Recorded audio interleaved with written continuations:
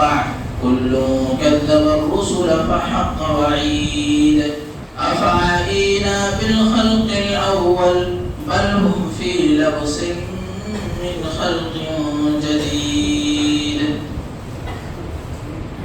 قال الله تبارك وتعالى في كلامه المجيد قال رب اشرح لي صدري ويسر لي أمري واحلل عقدة من لساني يفقهوا قولي اللهم رب زدني علما.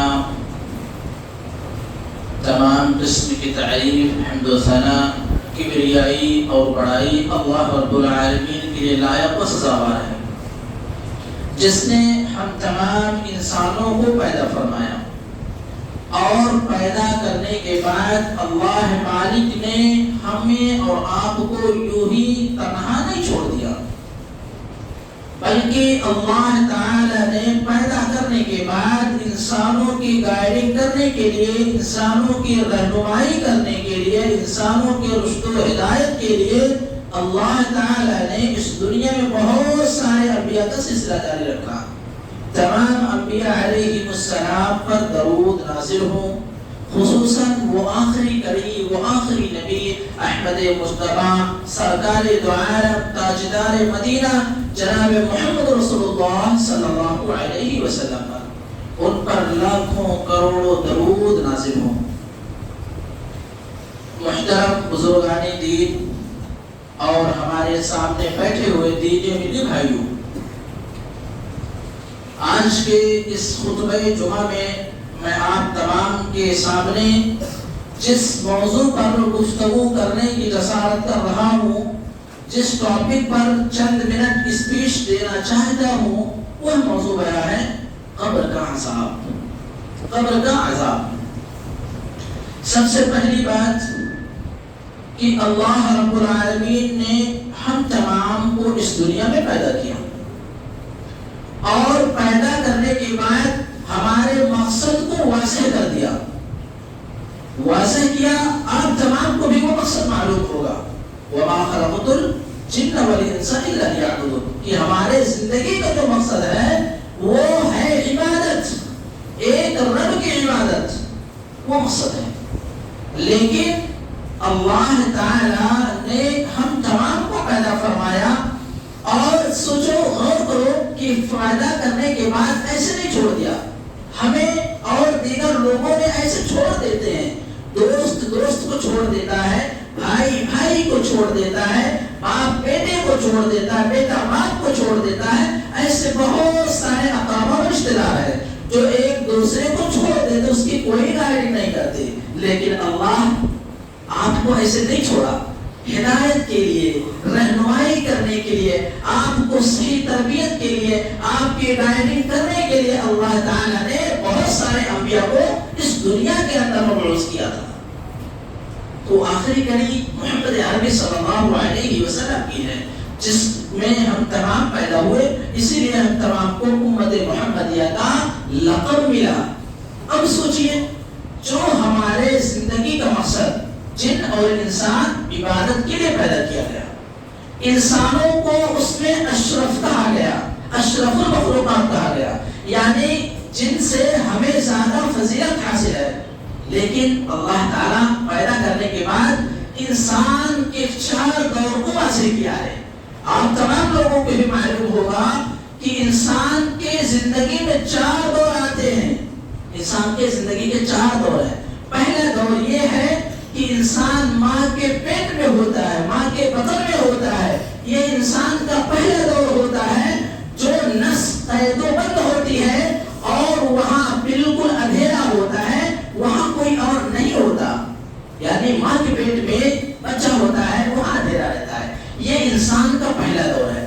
پھر جب انسان دنیا میں پیدا ہوتا ہے تو دنیا میں وہ نشو و نما کی طرف جاتا ہے، نشو و نما ہوتی ہے، اور اس کے بعد اس دنیا میں وہ انسان خیر و شر کو کماتا ہے، اور خیر و شر کمانے کے بعد وہ پہلے دور کی بنسبت دوسری زندگی میں دوسرا دور سب سے زیادہ وسیع ہوتا ہے۔ ماں کا پیٹ میں رہا اندھیرا ہے، چھوٹا سا ہے، جب دنیا میں آیا تو دنیا وسیع ہے، لمبی چوڑی ہے، یہ دوسرا دور ہے۔ اور انسان کی زندگی کا جو تیسرا دور ہے یہ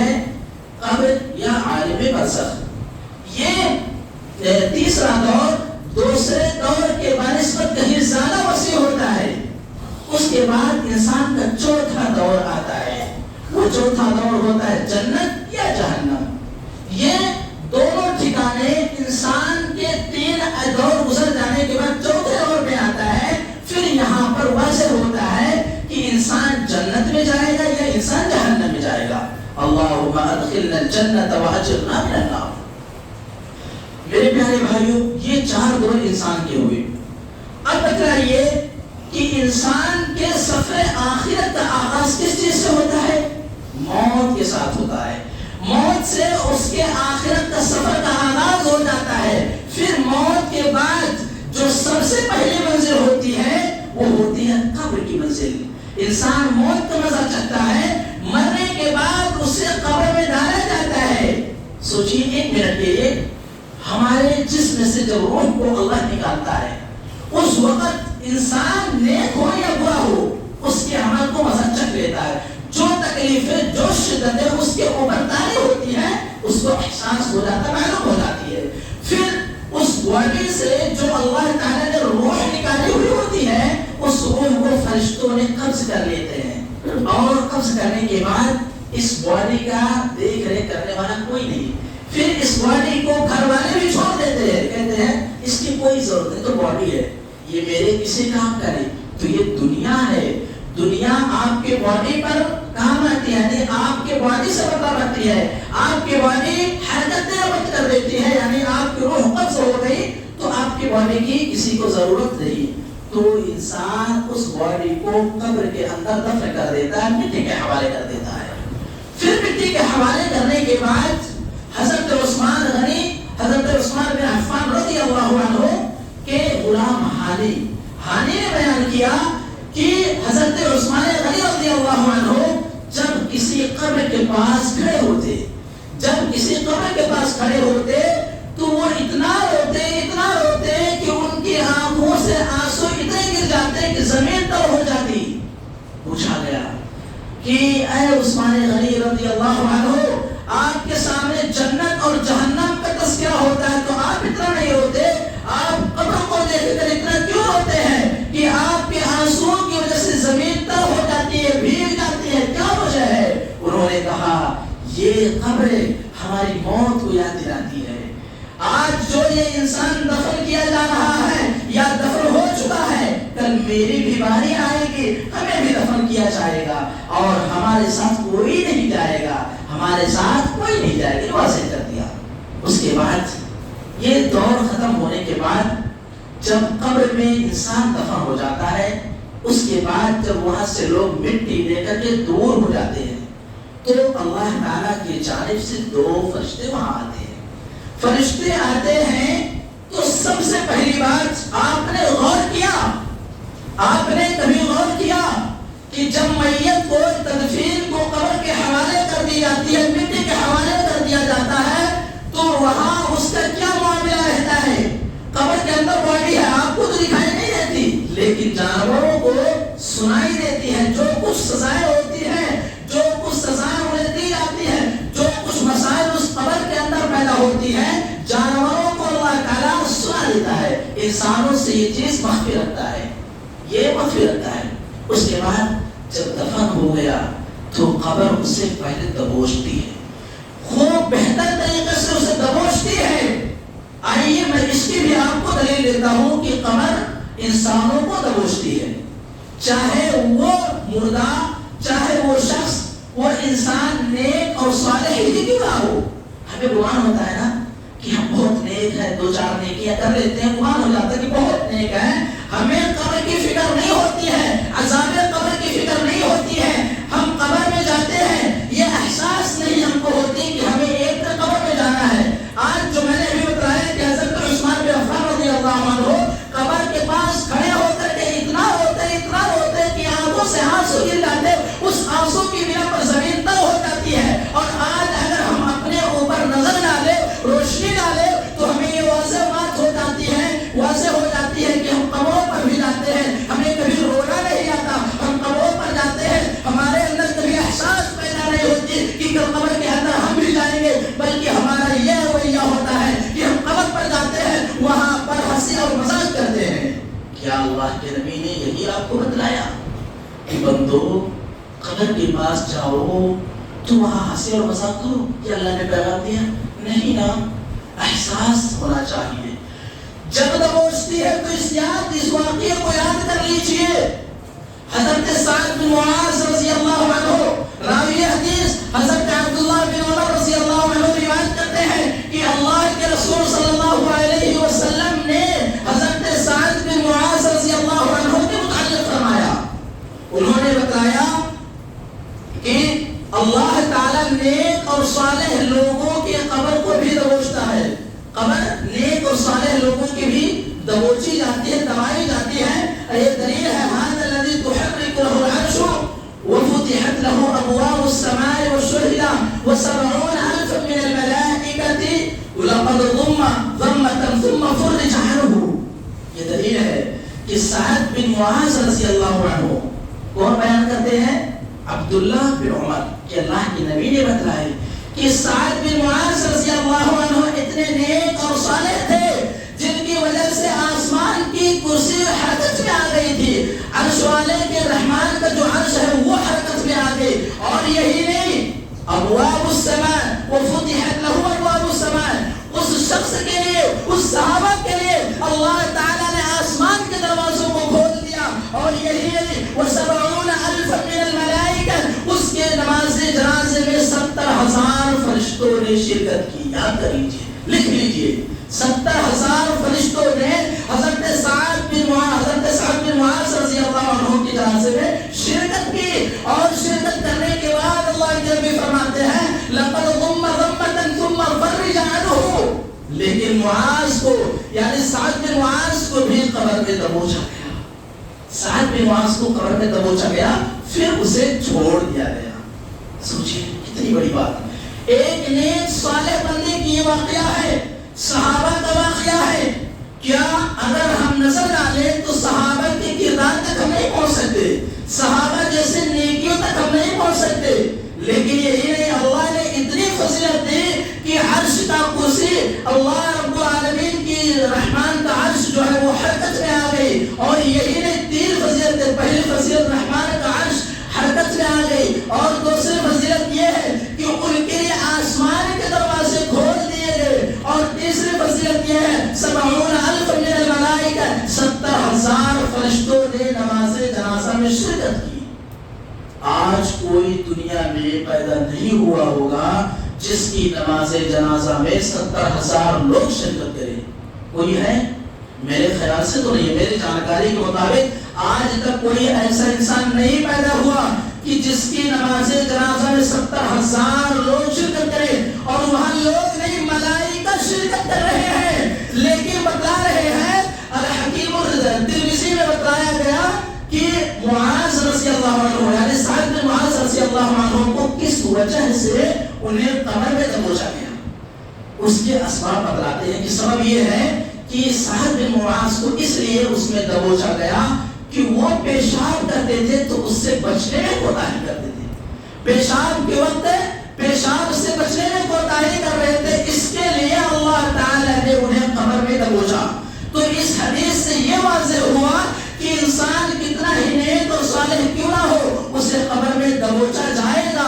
قبر میں اسے سزائیں دی جائیں گی. اسے قبر میں جو عذاب ہوتی ہے اس عذاب سے اللہ تعالیٰ کسی کو روک نہیں سکتا، کوئی نہیں روک سکتا. جب سعد بن معاذ کو دبایا گیا، ہم اور آپ کس کھیت کے مولی ہیں؟ 2-4 نیکیاں کر لیتے ہیں، اچھلنے لیتے ہیں کہ ہم بڑے نیک ہیں، بڑے پاک و صفاف ہیں. قبر کے عذاب سے ہم غافل ہو جاتے ہیں. سنیے اپنے رب کا فرمان، اپنے رب کا کلام سنیے.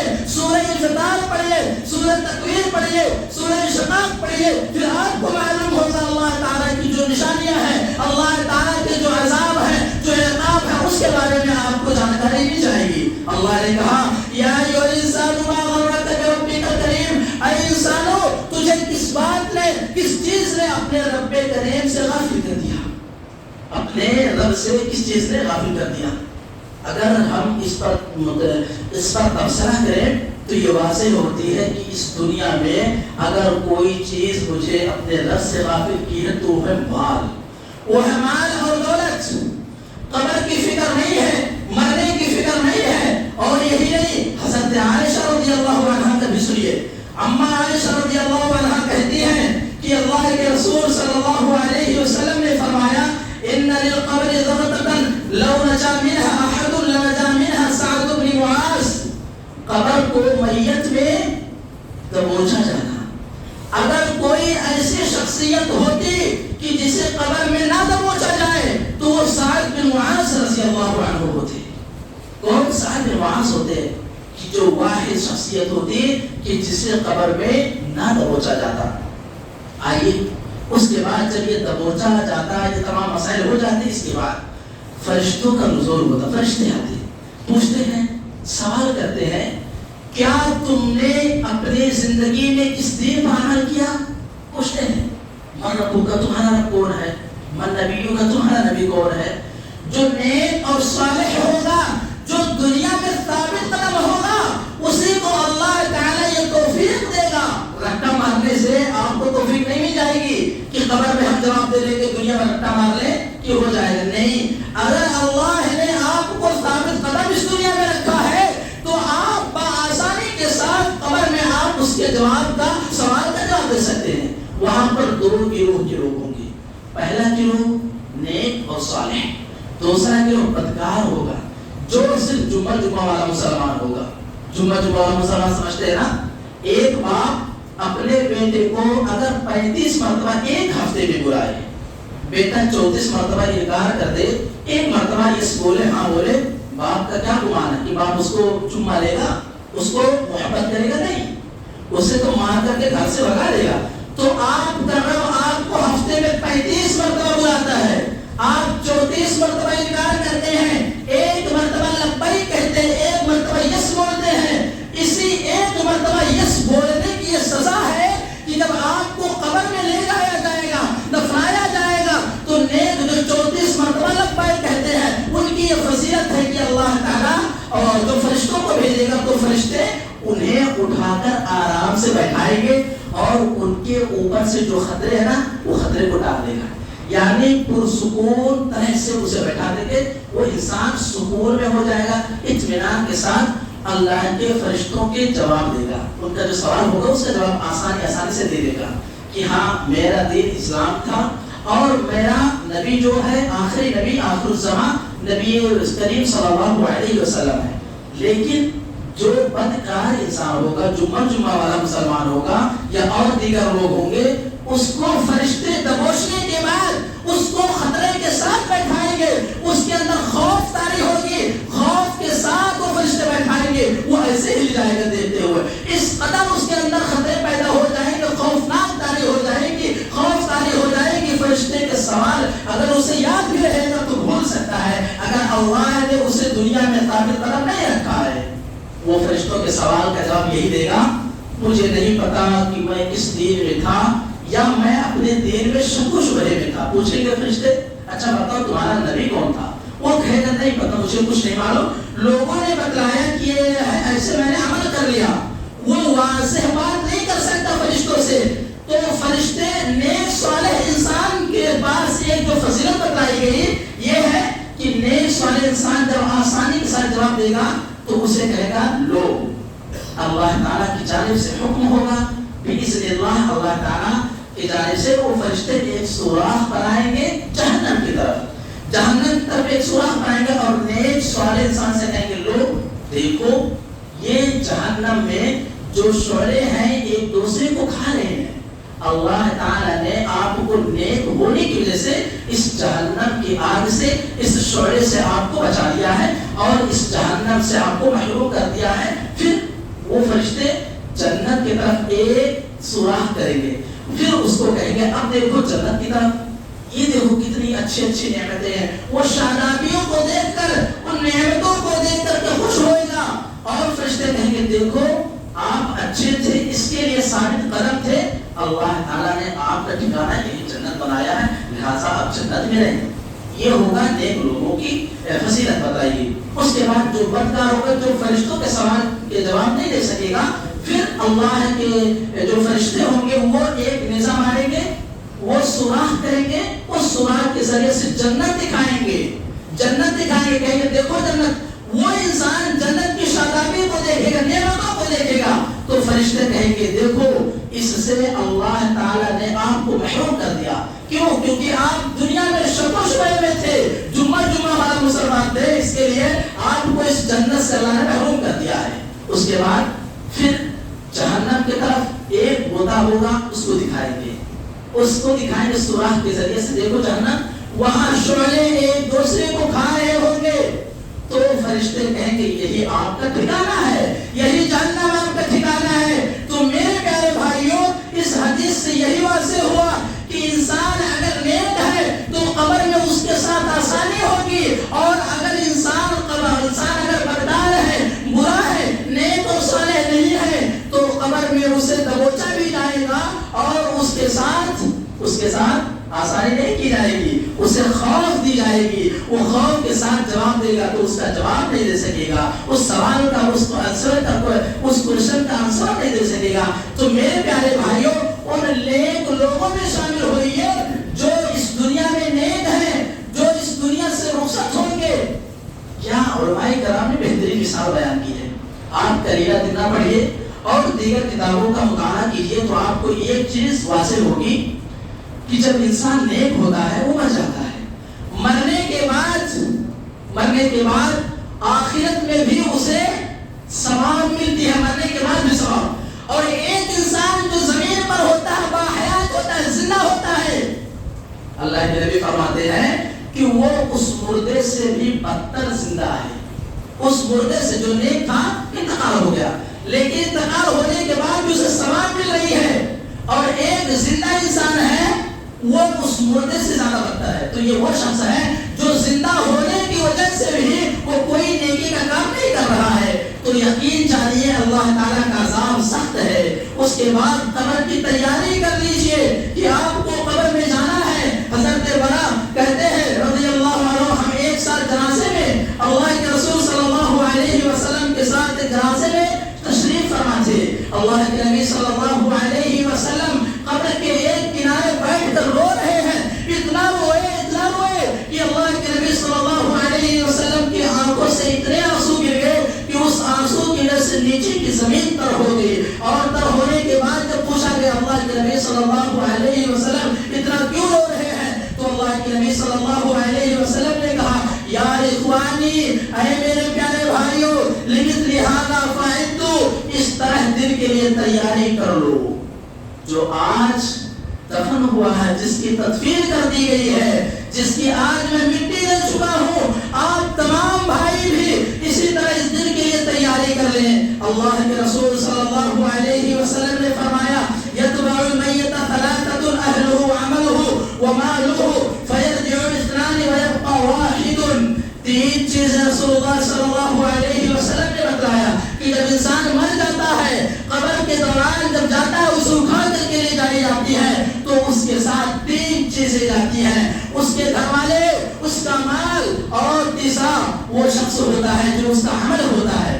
گھر والے, مال اور عمل, تین چیزیں اس کے ساتھ جاتی ہیں. لیکن جیسے اسے دفن کیا جاتا ہے فیرجع اثنان ویبقى واحد, دو چیزیں واپس آ جاتی ہیں, ایک چیز اس کے ساتھ رہ جاتی ہے.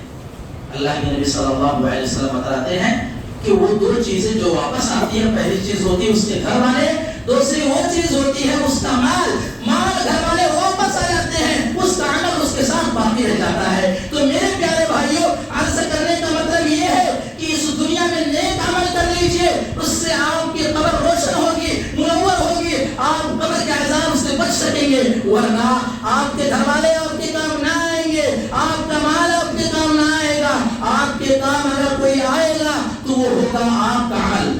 سورہ ملک پڑھیے, لیبلوکم ایکم احسن عملا. آج ہم تمام دنیا میں رہتے ہیں, کمائی کے پیچھے سبقت لے جاتے ہیں. ایک اتنا کما رہا ہے, 1 لاکھ روپے مہینہ, ہم اس سے 1.5 لاکھ کمائیں گے. کوئی گاڑی خریدے, اس کی گاڑی کو توڑ دیتے ہیں, ہم اس سے اچھی گاڑی لائیں گے. اس چیز میں ہم سبقت لے جاتے ہیں. لیکن اللہ نے واضح کیا کہ تم کو میں کھانے پینے کے لیے پیدا نہیں کیا.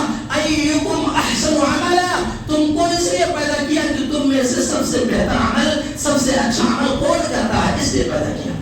میرے پیارے بھائیوں, یہ ذہن میں بات رکھ لیجئے, آپ کے مرنے کے بعد آپ کا عمل آپ کا ساتھی ہوگا, اور اس کے ساتھ کوئی چیز نہ جائے گا. آپ کے 2000 کے نوٹ 500 کے نوٹ آپ کے ساتھ نہیں جائیں گے. اور اسی طریقے سے قبروں میں مردوں کو دیے جانے والے عذاب کے متعلق زندوں کو بے خبر رکھنے میں اللہ تعالیٰ نے واضح کیا ہے. اللہ کے نبی صلی اللہ علیہ وسلم نے فرمایا لولا اللہ تدافنوا لدعوت اللہ ان یسمعکم من العذاب القبر.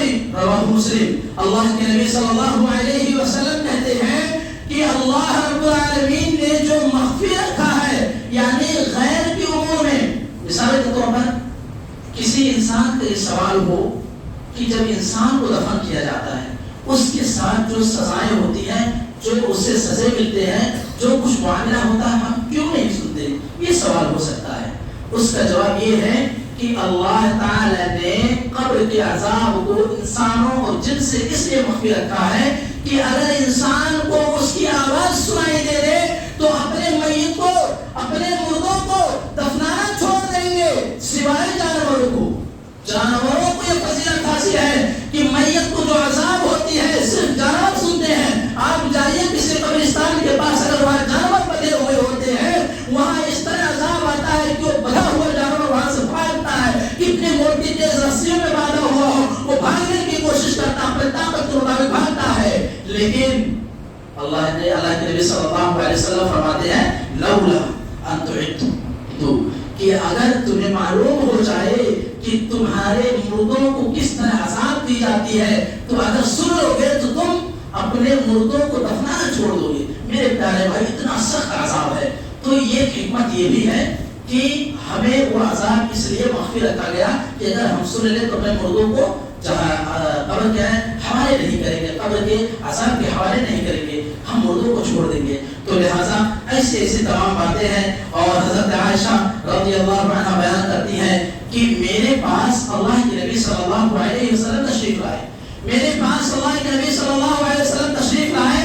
اما عائشہ رضی اللہ عنہا کہتی کہ اور میرے پاس ایک یہودی بوڑھی عورت بیٹھی ہوئی تھی. جب اللہ کے نبی صلی اللہ علیہ وسلم تشریف لائے تو وہ بوڑھی مجھے کہا کرتی کہ اللہ تعالیٰ قبر میں آزماتا ہے، قبر میں آزماتا ہے. اللہ کے نبی صلی اللہ علیہ وسلم کہتے نہیں، مومنوں کو نہیں آزمایا جاتا، صرف یہ یہودیوں کے بارے میں ہے کہ یہودیوں کو قبر میں آزمایا جاتا ہے. اس کے بعد اما عائشہ رضی اللہ عنہا کہتی ہیں کہ ایک بار اللہ کے نبی صلی اللہ علیہ وسلم آئے، کچھ راتیں گزر گئی، کچھ وقت گزر گئے. اس کے بعد اللہ کے نبی صلی اللہ علیہ وسلم آتے کہتے ہیں کہ عائشہ اللہ کی طرف سے میرے پاس وحی کا نزول ہوا ہے، وحی آئی ہے، اس میں اللہ نے باخبر کیا ہے کہ تمہیں قبر میں آزمایا جائے گا. ابھی تک تو میں یہودیوں کے بارے میں جانتا تھا لیکن مومنوں کو بھی قبر میں آزمایا جاتا ہے. میرے پیارے بھائیوں، مسلمان مومن ہو کوئی بھی ہو اسے قبر میں آزمایا جائے گا. اسی طریقے سے ایک نیک انسان کی روح جو اس کی موت ہوگی اس کے روح کو اللہ کے فرشتے ہاتھوں در ہاتھ لیتے آسمانوں پر پہنچائیں گے. اور جو بدکار انسان ہوگا، مشرک ہوگا، کافر ہوگا، اس کے بعد میں اس کے روح کو جب قبض کر لی جائے گی تو اس کے روح کو آسمان کے اوپر سے نیچے پھینک دیا جائے گا. اور جب یہ پھینک دیا جائے گا اس کے بعد اللہ کے نبی صلی اللہ علیہ وسلم نے یہ جملہ قرآن کی آیت وَمَن يُشْرِكْ بِاللَّهِ فَكَأَنَّمَا خَرَّ مِنَ السَّمَاءِ، یہ آیت اللہ کے نبی صلی اللہ علیہ وسلم نے تلاوت کی. میرے پیارے بھائیوں کہ روحوں کو آسمان سے پھینک دیا جائے گا. کیوں؟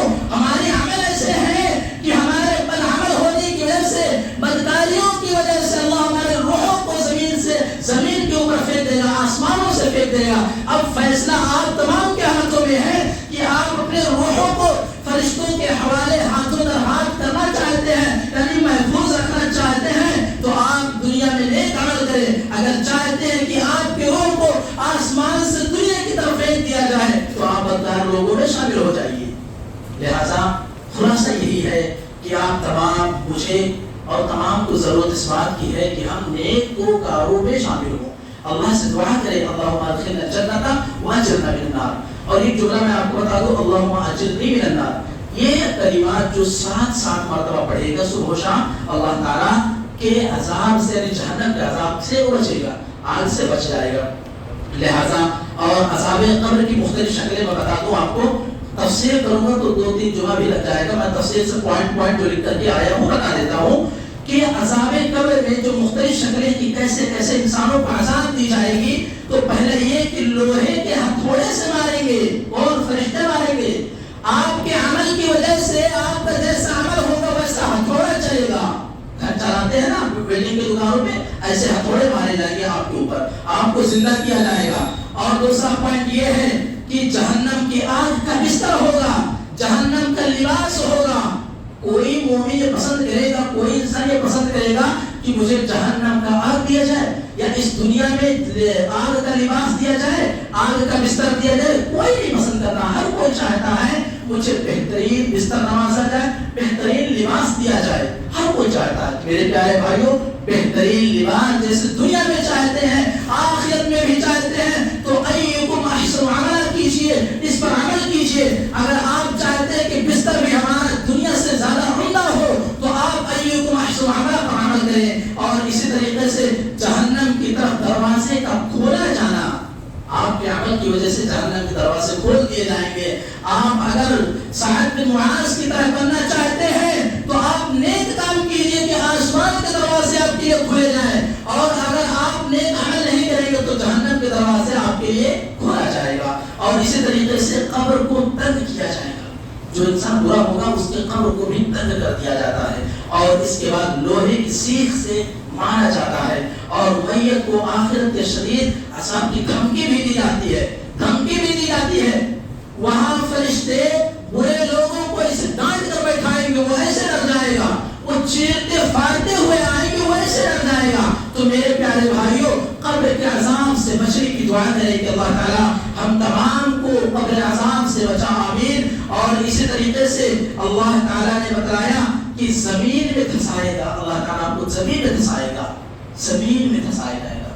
آپ 3 سورتیں پڑھیں، اس میں انشاءاللہ آپ کو زیادہ فائدہ ہوگا. جو میں نے اپنی پہلے واضح کیا، اذا السماء انفطرت، اذا الشمس كورت، اذا السماء انشقت، تینوں صورتیں اما پارے کی صورتیں ہیں، تیسرے پارے کی صورتیں ہیں. اس کو پڑھیں گے تو آپ کو اللہ تعالیٰ قیامت کے دن وہ چیز دے گا، وہ فضیلت دے گا کہ آپ اس کے عذاب کو دیکھ سکیں گے. میرے پیارے بھائیوں، اس طرح اللہ سے ہم دعا کریں کہ اللہ تعالیٰ ہم تمام بھائیوں کو قبر کے عذاب سے بچا. آمین. اللہ تعالیٰ ہم تمام کے مرحومین جو اس دنیا سے وفات پا چکے ہیں، کوشش کر رہے ہیں، اللہ رب العالمین ہم دعا کرتے ہیں کہ تو مرحومین کو قبر کے عذاب سے بچا لے. آمین. اللہ تعالیٰ ہمارے جو بھی بھائی باپ، ماں باپ، دادا ابا جو کچھ لگتے ہیں اس امت مسلمہ کے، جو کوئی کسی بھی وجہ سے انتقال کر رہے ہوں، اللہ رب العالمین تو ہے قبر میں ان کے عذاب کو بچا لے، ان کے عذاب سے محفوظ ہے. آمین. اللہ تعالیٰ قبر کے عذاب سے تمام مسلمان بھائیوں بہنوں کی حفاظت فرما. آمین. اللہ رب العالمین ہم تمام مسلمان بھائیوں اور بہنوں کو نیک عمل اور اچھا عمل کرنے کی توفیق عطا فرما. آمین. اللہ رب العالمین ہم تمام مسلمان بھائیوں اور بہنوں کو جو آج مقروض ہیں، قرض دار ہیں، اللہ ہم تمام کو قرض کی ادائیگی کی توفیق عطا فرما. آمین. اللہ رب العالمین ہم اتنے گنہگار ہیں، ہم اتنے گنہگار ہیں کہ اس دنیا میں ہم تمام مسلمانوں سے زیادہ گنہگار کوئی نہیں پیدا ہوا ہے. اللہ ہم اس گنہگار بندوں کی آواز کو سن لے. اللہ تعالیٰ ہم سر سے لے کر پاؤں تک گناہوں میں ڈوبے ہوئے ہیں. اللہ ہمارے گناہوں کو معاف فرما. آمین. اللہ رب العالمین ہم تمام مسلمان بھائی جو آج دنیا میں کوئی بزنس کر رہے ہو، کوئی شاپ کھولے ہو، کوئی جاب کر رہے ہو، اللہ رب العالمین تو ان کے بزنس میں، ان کے کمائی میں تو برکت عطا فرما، ان کے کمائی میں تو کشادگی عطا فرما. اللہم آمین. اللہ رب العالمین جو مسلمان بھائی اور بہنیں آج تنگی کی حالت سے گزر رہے ہیں، اللہ رب العالمین تو ان کے لیے آسانیاں پیدا فرما. آمین. اللہ رب العالمین جو مسلمان بھائی اور بہنیں آج کہیں آپریشن کروانے کے لیے گئے ہو، لائنوں میں لگے ہو، اللہ تعالیٰ ان کے لیے راستے ہموار کر دے، آسان کر دے. آمین. اللہ رب العالمین جو مسلمان بھائی آپریشن کے لیے گئے ہو، اللہ تو ان کے آپریشن کو کامیابوں کا بنا. اللہ تو ان کے آپریشن کو سکسیسفل کر دے. آمین. اللہ رب العالمین ہم تمام مومن بھائیوں کو اس امت مسلمہ میں سے جو آج خطبہ جمعہ میں حاضر ہیں اور جو غائب ہیں، اللہ تعالیٰ ہم تمام کو تو ہدایت عطا فرما. اللہ تعالیٰ ہم تمام کو ہدایت دے کہ آج سے لے کر کے انشاءاللہ قیامت کی صبح تک، قیامت کی شام تک ہم کبھی نماز ترک نہیں کریں گے، ہم کبھی برے کام نہیں کریں گے، ہم کبھی برے اعمال نہیں کریں گے. اللہ تعالیٰ ہمارے توبے کو تو قبول فرما لے. آمین. اللہ رب العالمین ہم تمام مسلمان بھائیوں کی تو اصلاح فرما. آمین. اللہ رب العالمین تو یتیموں کا، بیواؤں کا سہارا بن جا. آمین.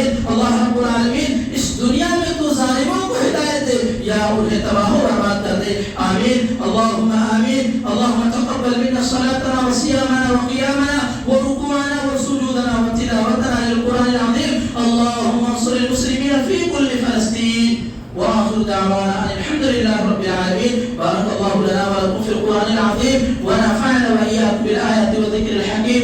إنه تعالى جواد كريم ملك بر رؤوف رحيم.